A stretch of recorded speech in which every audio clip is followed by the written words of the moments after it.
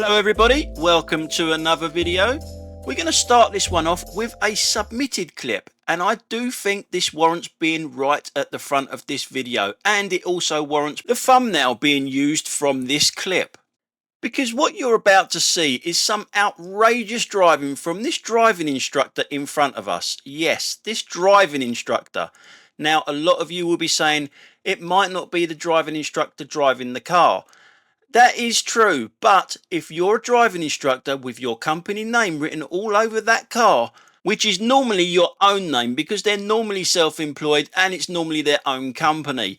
So why on earth would you lend your car to someone that drives like this, putting a great big advert out for the...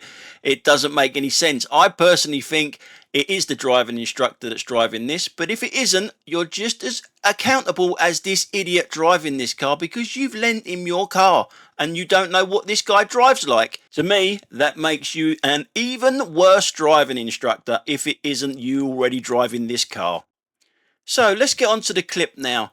As you can see, he's driving way too close to that van in front, and this is on a school run. He is actually dropping his kids off at school, this driving instructor in front of us. So he's too close to the van in front, but you will notice that he's actually slightly pulling out to the right so he can see round the van. Obviously you can't see through a van, so he's pulling out to see round it. There is a reason why he's doing that. Obviously you can't see through a van. He had to stop there on the zebra crossing only momentarily, but he did have to stop on the zebra crossing because he's too close to the van. He's still looking to the right of the van to see if there's anything in front of it, so he can do this. And if you notice, it isn't even the best overtake in the world anyway. He swerves a couple of times. Now we're looking further down the road. He's off the road. He's into the road to the left-hand side to undertake something that is turning right. Instead of being patient and waiting behind that car, he's used that space there to undertake it. I can't believe that this guy is actually teaching our kids how to drive. So, as I've said, this guy's on a school run and he's dropping his kids off. Now, how would you drop your kids off? How would you think he's going to drop his kids off after seeing what you've just seen? The attitude is already there, isn't it? There you go, just stops right in the middle of the road, lets all his gang out of the car, and these three lads over here are crossing the road. I think he has actually confused them. They're looking like, can we go now? No, don't be silly, he ain't waiting for you. We do though, so fair play to us. I've got to say, not the best place to cross the road there, though, guys, really isn't. Now, is there a place that you can send clips like this to have this guy struck off? Because there's no way that this guy should be teaching anyone to drive when he can't drive himself. So in this very small clip, we saw this guy overtake dangerously, undertake dangerously, and speed. So let me know what you think about this guy in the comments down below. I'd be particularly interested in what you driving instructors think of this guy. Okay, next up, it's me. I'm driving towards Reigate, coming back from Gatwick, and there's a junction to our left hand side here. I'm not going to block it up, obviously. Going to let these guys go out.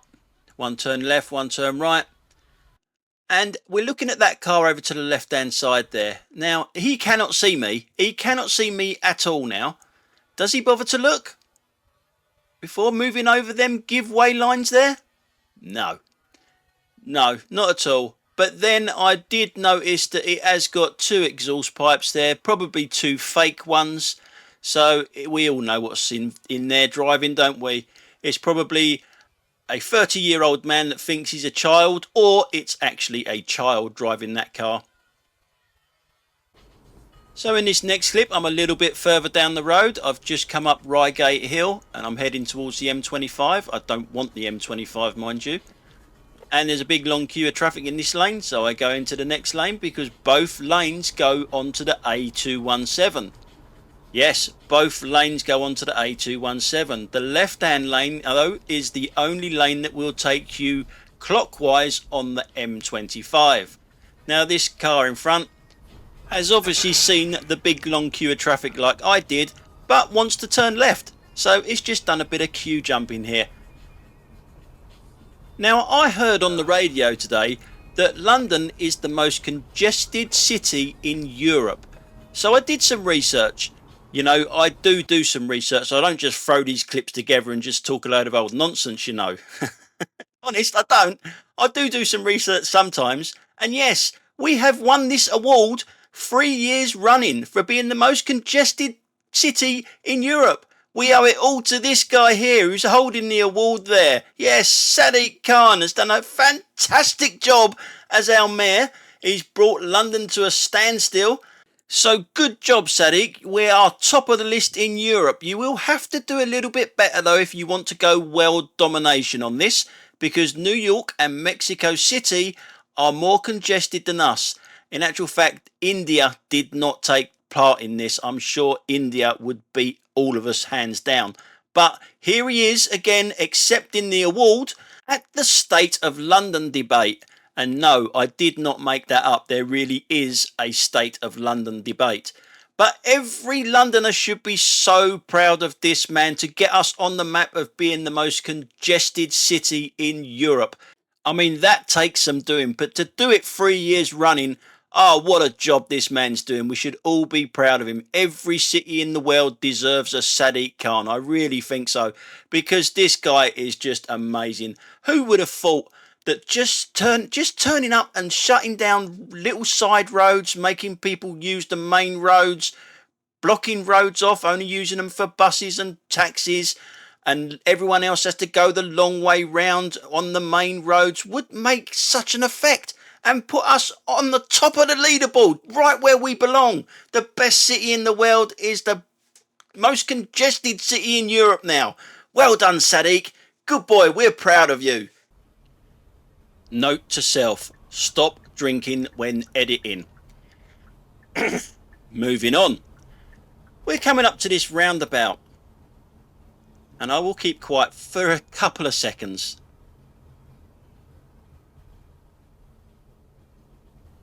Now, did you notice it? That car that was coming towards me was actually indicating, but the indicators were so pathetically light I didn't even see them, and neither did this car behind me.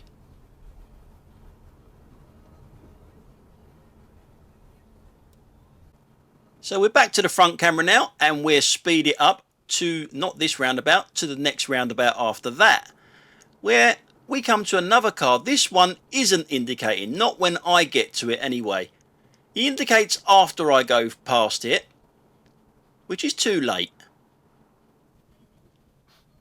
So we're looking over to the right hand side to a black looking car that's just pulling in there. He's not indicating, so I'm just going to go. I don't know where he's going, and I'm not waiting for him. And if we go to the rear camera, you'll see once I've gone past him, then he puts his indicator on. But can you notice something different to that car again? I keep saying it virtually every video now.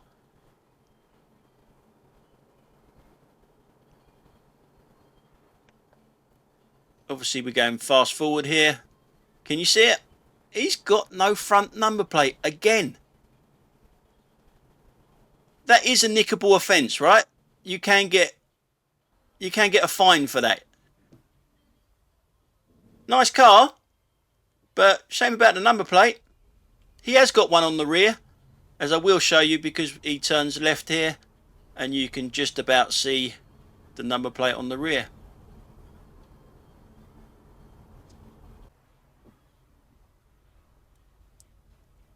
Now up there in front, there's a lot of traffic. I'm going to be turning right, and you can also turn left. It depends which lane you want to get into. But on the ground, there is a keep clear sign. It doesn't show it very well on the camera, but you can see it. And that car in front of me is right in it. And this van cannot get past it. So everything behind it is blocked up as well. It's quite clear when you're on the road that it's there. I've left enough room for it to back up if it needs to be. Obviously that van should not be going on the pavement to get round him.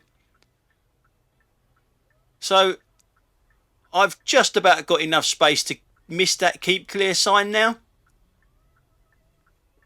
and not block up this pedestrian crossing bit here. But we're looking at the car behind. Who has one of them things in his windscreen? Yes, the yellow circle of death. I mean, look how slow he's going up to it and he blocks it off. I mean, what are you thinking, mate? Seriously, what are you thinking? Now keep an eye on him, because this guy here cannot turn right. Yeah, he's going to get really close to me, but I can't go anywhere until the car in front of me's gone.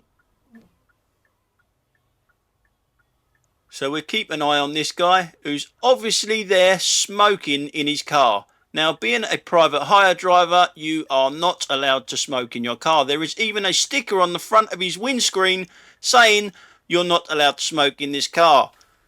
But he's smoking in his car. So now let's look at the blue car behind him that's also blocked up that junction where it says keep clear. So again, we're now looking at a cyclist. Is he going to let anyone know that he's turning left? Of course he fucking isn't. He's a cyclist. So we're going to still look at this guy here. They've got the yellow circle of death in his car, and he has another little puff of a cigarette there and just lobs it out the window. The only thing missing, I was going to say, the only thing missing is him playing with his phone. But he does that too. You couldn't make it up, could you? But then he is licensed by Transport for London. And guess who's in charge of Transport for London? Oh no, I can't say that again, can I? I can't go down that road again, can I? But shall we go down the road of legal?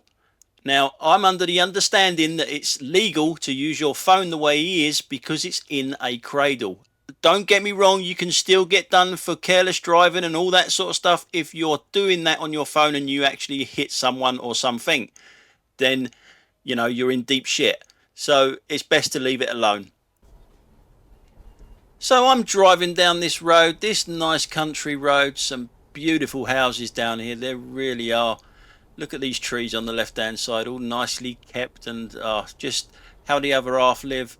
There's one house coming up on the right hand side that is just, yeah, it's really nice, really nice. It's so nice I'm going to actually even pause it just to show you that.